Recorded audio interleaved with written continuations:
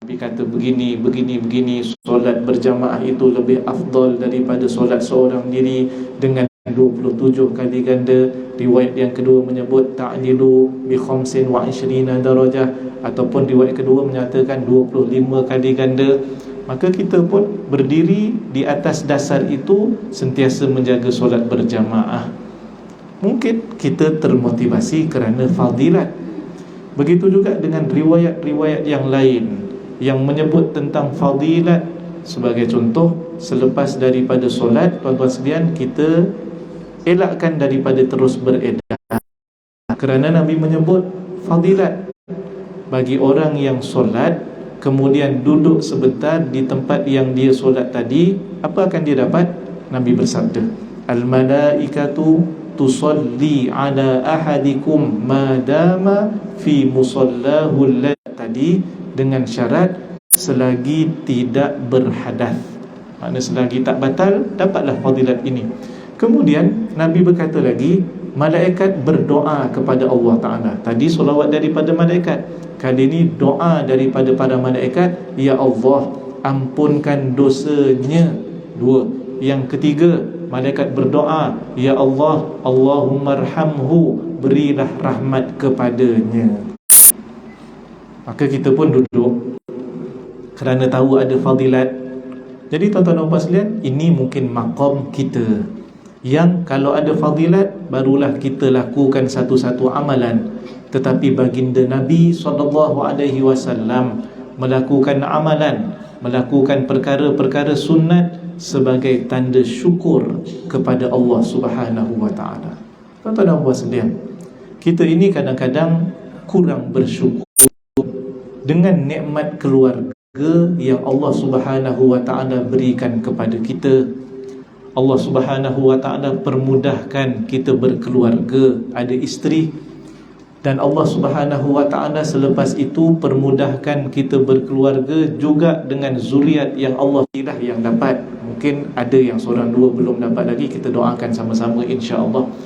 Ada orang, kawan-kawan kita yang sudah umur 45, 50 belum dapat jodoh.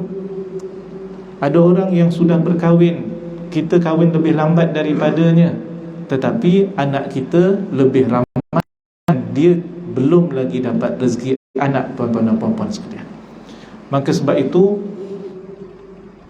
Imam Jalaluddin ada menyebut tentang pentingnya kita bersyukur kepada Allah Subhanahu yang lain. Tetapi kalau dikekalkan nikmat yang sedia ada pun, nikmat Allah Subhanahu wa ta'ala.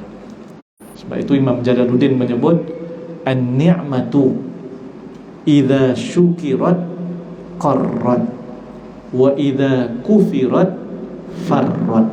Nikmat itu kalau disyukuri, ia akan kekal, tak ada rambut. Kemudian yang ketiga adalah orang yang buta, dihantar malaikat, kemudian ditanya kepadanya apakah yang paling disukai. Orang yang ada penyakit kulit, mestilah dia kata al-jildul hasan wal launul hasan, kulit yang elok supaya orang tidak rasa jijik dengan aku, dan warna yang elok. Bila ditanya orang yang botak, apa yang dia suka, tuan-tuan sekalian? Yang dia nak rambut. Buta, dia jawab apa? Dia nak supaya diberikan penglihatan untuk melihat orang lain dan juga seumpamanya. Satu, bila diminta perkara itu. Yang kedua, diminta lagi apakah harta yang kamu suka. Kemudian dia pun minta yang kepada Allah Ta'ala. Satu saja yang bersyukur. Bila ditanya, boleh tak aku dapatkan pertolongan untuk aku teruskan permusafiran? Tidak ada yang boleh menolongku selepas Allah Ta'ala, melainkan dengan sebab kamu. Yang seorang untanya begitu banyak, dia kata apa? Al-huquq kathiratun, hak tanggungjawab ini banyak. Mulalah bagi alasan, tuan-tuan sekalian, daripada datuk nenek moyang aku. Tengok, dah mula menipu, tuan-tuan dan puan sekalian. Berbeza dengan yang ketiga, yang buta, tuan-tuan sekalian. Bila dia kata, boleh tak minta tolong teruskan perjalanan, dia kata apa? Ambillah, banyak mana pun, tinggal terpulang. tak nak tinggal pun tak apa, ambil, sebab aku dapat ini nikmat daripada Allah Ta'ala, bukan daripada sebarang penat lelah daripada aku. Kemudian malaikat pada kamu. Kalau ikut nisbah 3 orang, 2 tidak bersyukur, patutlah dalam Al-Quran Allah Ta'ala kata apa?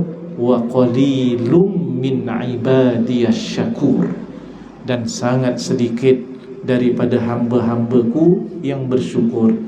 Apa kata kita bersyukur, tuan-tuan dan puan-puan sekalian? Isteri kita yang taat kepada kita, yang lebih tidur terlebih sikit, tuan-tuan sekalian. Adalah yang makan terlebih sikit, ada yang makan lupa basuh pinggan, tuan-tuan sekalian. Ada yang suka penuhkan sinki, tuan-tuan dan puan sekalian. Nak buat macam mana? Dia kata kita jamak sekali bang, minggu depan baru kita basuh. Tu kira jamak takdim lah bang. Kalau takhir sebulan, dia kata sebulan. Jadi tak apa. Kita kadang-kadang nak isteri yang solehah, tetapi kita tidak pernah menjadi soleh. Boleh jadi kita diuji Allah Ta'ala sedikit.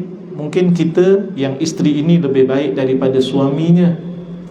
Tuan-tuan dan puan sekalian, tak ingat ke kisah iaitu isteri Fir'aun yang berdoa kepada Allah Ta'ala ingin supaya diletakkan ataupun dibinakan untuknya rumah di dalam syurga. Masya Allah, cerita Fir'aun, isterinya adalah taat kepada Allah Ta'ala. Kemudian ada isteri Nabi SAW, suaminya Nabi, isterinya tidak selamat, bahkan mendapat azab daripada Allah Subhanahu wa ta'ala. Ini Allah tunjukkan 2 perempuan yang baik di bawah lelaki yang tidak baik. Kemudian ada 2 perempuan yang tidak baik di bawah lelaki yang soleh. Untuk apa? Untuk diambil pengajaran. Macam mana nak buat ustaz? Adakah saya nak teruskan suami saya ni jadi macam Fir'aun juga? Bukan. Doakan dia, bimbing dia. Kalau boleh bersama-sama kita usahakan sesuatu, masing-masing kenal pasangan masing-masing, kekuatan dan kelemahan. Maka buat sesuatu.